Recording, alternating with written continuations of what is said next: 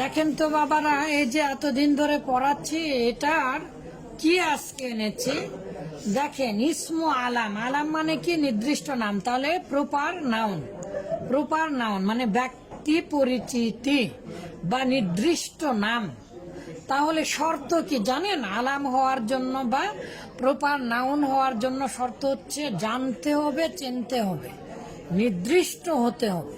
পৃথিবীর সকল নামই এসিম, ঠিক আছে, কিন্তু সকল এসিম বা নাউনই প্রপার নাউন নয়।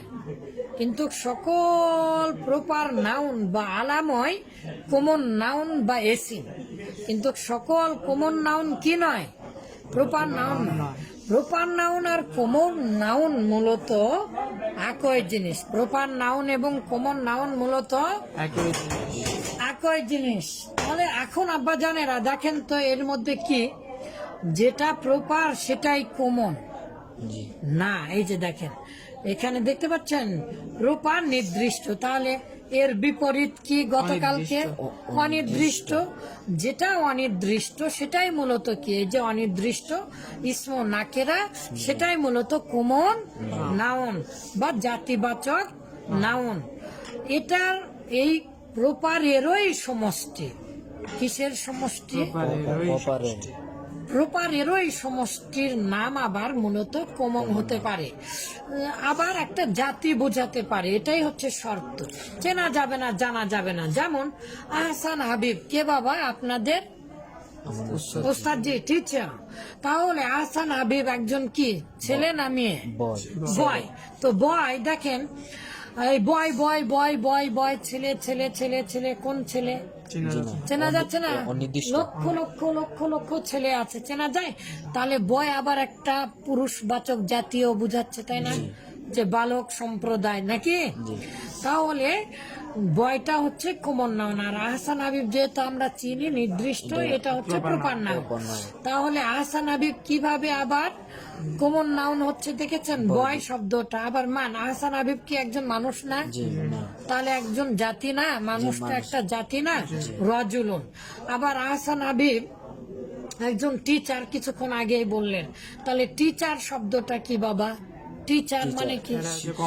Common noun. কেন কমন নাউন বললেন? একটা মহা জাদু আপনাদেরকে, জাদু তো সঠিক নয়, জাদুর মতো বিজ্ঞান শিক্ষা দেওয়া আছে।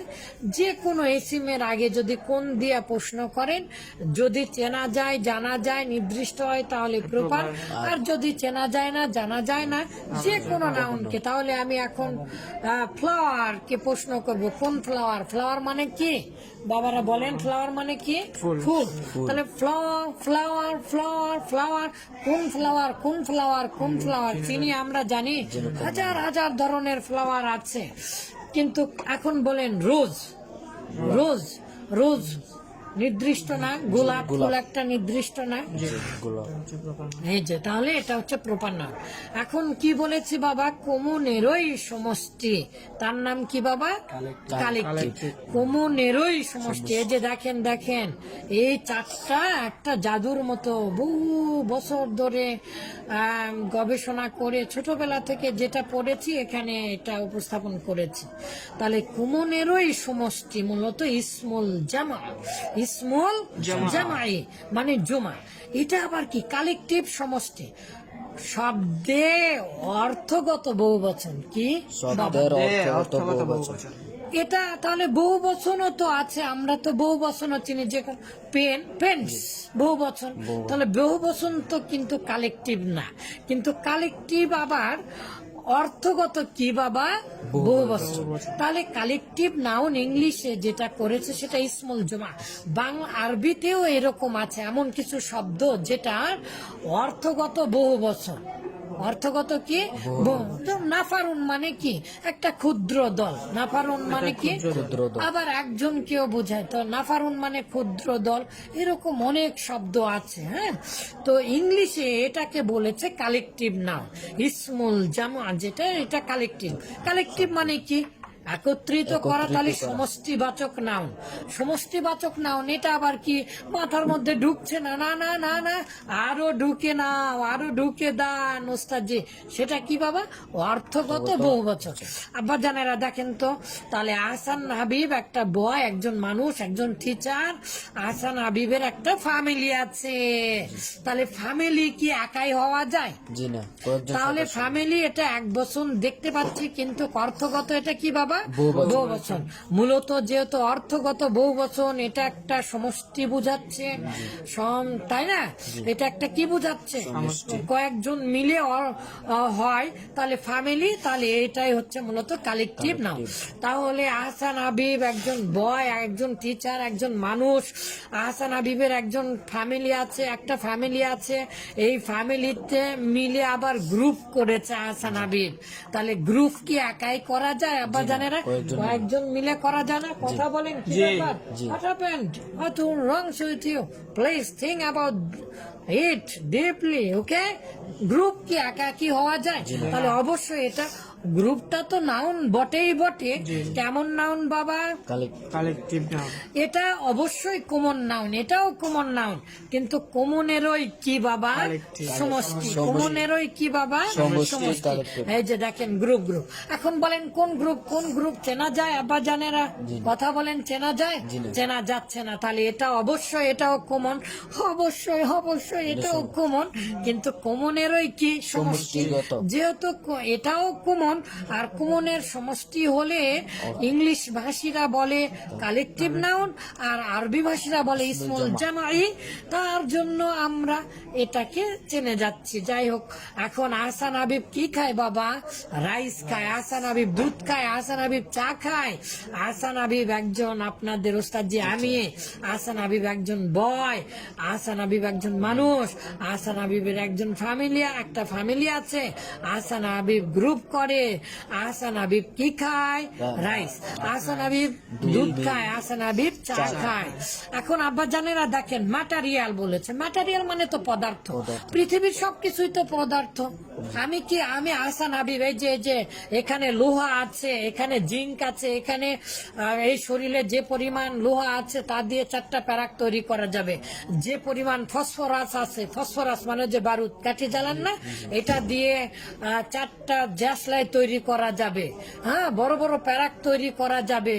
এতগুলো লোহা প্রত্যেকের শরীরে আছে, ফসফরাস আছে, জিঙ্ক আছে। তাহলে আহসান হাবিবও তো একটা পদার্থ, পদার্থ না? কিন্তু আহসান হাবিবকে পদার্থ বলা হবে না। কেন বাবা? আহসান হাবিবকে আমরা নির্দিষ্টভাবে চিনি। যেহেতু নির্দিষ্টভাবে চিনি, এই জন্য প্রপার বলি। আর যাকে চিনি না তাকে কমন বলি। আর যাকে চিনি না সে যদি জাতিবাচক বা সমষ্টি হয় তাহলে কালেকটিভ বলি। তাহলে ম্যাটেরিয়াল আমরা কাকে বলবো? পৃথিবীর সবগুলোই তো ম্যাটেরিয়াল। প্রপারও ম্যাটেরিয়াল, কমনও ম্যাটেরিয়াল, কালেকটিভ। অপদার্থ বলতে তো পৃথিবীতে কিছুই নেই, তাই না? তাহলে পদার্থ। শর্ত হচ্ছে অবিভাজ্য, ভাগ করা যাবে না। অবিভাজ্য বা শর্ত হচ্ছে বস্তুর মূল উপাদান। বস্তুর মূল উপাদান। আমার মূল উপাদান কি? আমার মূল উপাদান লোহা, মাটি। আমার মূল উপাদান কি? আহসান হাবিবের মূল উপাদান কি? আমাদের শরীর আল্লাহ তাআলা কি দিয়ে বানিয়েছেন? মাটি দিয়ে বানিয়েছেন, এবং কাদাযুক্ত মাটি দিয়ে বানিয়েছেন। কাদাযুক্ত মাটি। তাহলে মাটিটা অবশ্যই একটা মূল উপাদান, বস্তুর মূল উপাদান বা ব্যক্তির মূল উপাদান। আহসান হাবিবের উপাদান হচ্ছে লোহা। তাহলে লোহা হচ্ছে ম্যাটেরিয়াল নাউন। মাশাআল্লাহ, মাশাআল্লাহ। তাহলে বলেন মাশাআল্লাহ বলেন। তা না হলে তো আল্লাহ তাআলা বরকত কমিয়ে দিবেন। আল্লাহর ইচ্ছা এরকম হচ্ছে না। তাহলে আহসান হাবিবের একটা উপাদান মাটি। তাহলে মাটিটা হচ্ছে কি? Material noun. তারপরে আবার আহসান হাবিব হচ্ছে মূল উপাদান হচ্ছে একটা লোহাও আছে আহসান হাবিবের শরীরে। তাহলে বস্তুর মূল উপাদানে যা আছে, মাটি, লোহা, এগুলো হচ্ছে তাহলে ম্যাটেরিয়াল, এগুলো পদার্থ। আর আমরা জানি 92টা পদার্থ। আর পদার্থ, মৌলিক পদার্থ, যৌগিক পদার্থ। যৌগিক পদার্থ কয়টি, মৌলিক পদার্থ কয়টি, এগুলো আমরা বিজ্ঞানে পড়েছি। তো যাই হোক, যা গণনা করা যায় না, আরো সহজ। যা গণনা করা যায় না। তাহলে আনকাউন্টেবল যতগুলো নাউন আছে সবগুলোই মূলত ম্যাটেরিয়াল নাউন হতে পারে। এই শর্তগুলো, যেমন রাইস, রাইস কি বাবা 1 2 3 করে গণনা করা যায় না, মাপতে হয়। মাপতে হবে। তাহলে রাইস হচ্ছে একটা উপাদানও বটে, খাদ্যের অনেকগুলো উপাদান। মিল্ক একটা দুধ, এটা একটা ভিটামিনের উপাদান এবং পৃথিবীর মধ্যে সর্বশ্রেষ্ঠ খাবার, সুষম খাবার, তাই না? তাহলে এই যে দুধ বাবা, এই দুধ কি গণনা করা যায়? জি না, পরিমাণ করা যায়। আচ্ছা, টি টি চা পান করা যায়। তাহলে আহসান হাবিবের উপাদান পেলাম, আহসান হাবিব কি কি খায় সেগুলো পেলাম, আর সেগুলোর নাম হচ্ছে ম্যাটেরিয়াল নাম। এখন আহসান হাবিব সুন্দর, আহসান হাবিবের ভালোবাসা আছে, আহসান হাবিব সুখী হয়, আহসান হাবিব উত্তেজিত হয়, আহসান হাবিব রাগান্বিত হয়, বিরক্ত হয়, আহসান হাবিবের অনেক দয়া, আর যা অনুভব করা যায়, যা অন্তর দিয়ে অনুভব করা যায়, যা ভালোবাসা যায়, তার নাম কি বাবা? তার নাম হচ্ছে অ্যাবস্ট্রাক্ট নাউন।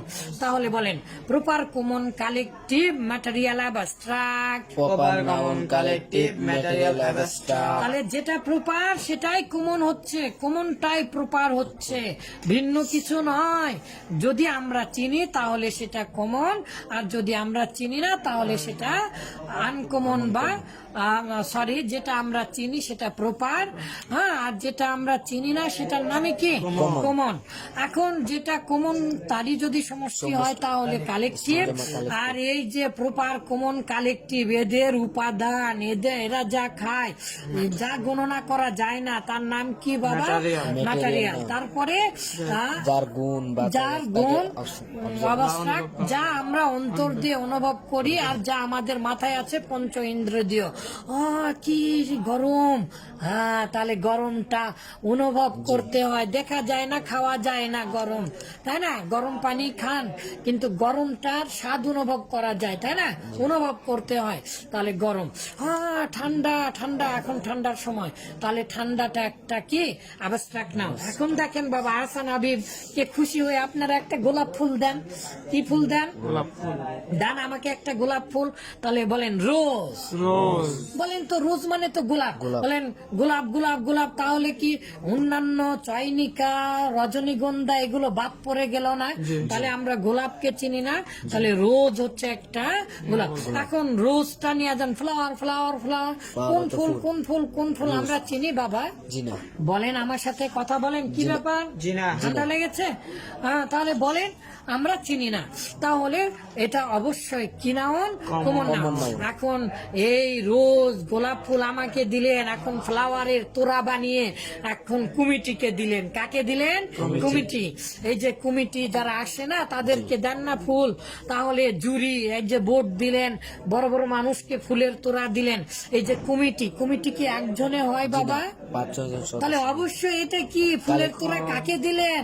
কালেকটিভ নাউন গতকালকে কমিটিকে। শহীদ দিবসদেরকে ফুলের তোড়া দিয়েছেন, খালি রফিককে কি একাই দিয়েছেন? জি না, নাকি সবাইকে। রফিক, সালাম, বরকত, জব্বার সবাইকে দিয়েছেন? সবাইকে দিয়েছেন। এই যে মাশাআল্লাহ, তাহলে কমিটি দেখতে পেলাম। এখন কমিটি, এখানে দেখেন কমিটিরা যদি খুশি হয় তাহলে প্লিজার, খুশি, সুরুরন, তাহলে প্লিজার খুশি, এটা কি দেখা যায়, খাওয়া যায়, নাকি অনুভব করতে হয়? অনুভব করা যায়। এরপরে দেখেন আহসান হাবিব এবারে ফুল দিয়েছেন, আহসান হাবিবের জামা আছে, শার্ট আছে, শাড়ি আছে, তাহলে আহসান হাবিব তো আর শাড়ি পরে না, তাই না? তাহলে শার্ট আছে, জুব্বা আছে, ট্রেল ড্রেস আছে, পাঞ্জাবি আছে, তাহলে এটা আহসান হাবিব। এখন বলেন ড্রেস, ড্রেস ড্রেস ড্রেস, পৃথিবীর সব